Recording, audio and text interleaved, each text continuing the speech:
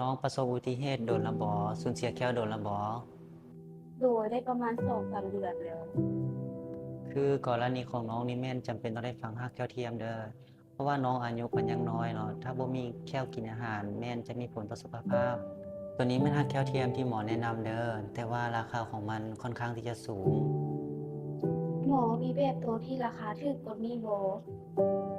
ถ้าว่าตัวราคาถูกแม่นจะมีแต่แบบนี้แบบเดียวเด้อแต่สำหรับแบบนี้แม่นจะกินอาหารบ่สะดวกปานใดกินได้แต่ของอ่อนเท่านั้นเด้อ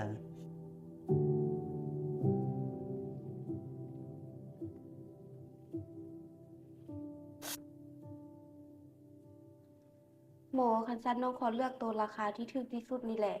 น้องบ่ทันมีเงินแน่น้องขอจ่ายเป็นครึ่งหนึงก่อนได้บ่คันสั้นขอไปลงโทรศัพท์ก่อนเด้อเบอร์หนึ่ง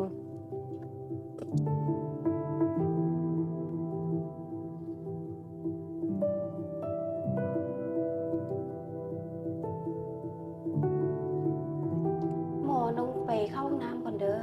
โดยได้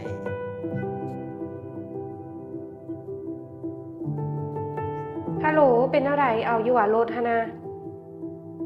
โอ้หวาโอดแล้วหวาโอเคโอเคเข้าใจเด้อ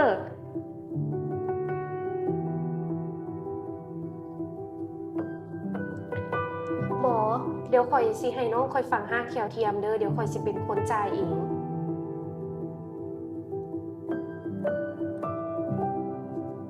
น้องฟังห้าเขียวเทียมเราเด้อเดี๋ยวสิเป็นคนจ่ายเอง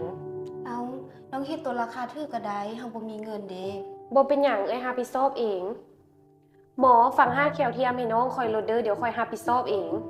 โอเคได้สั้นเดียวหมอจะนัดเป็น9 โมงเข้ามาฟังฮักเลยเด้อโดยขอบใจเด้อหมอเจ้าเข้าใจคือกัน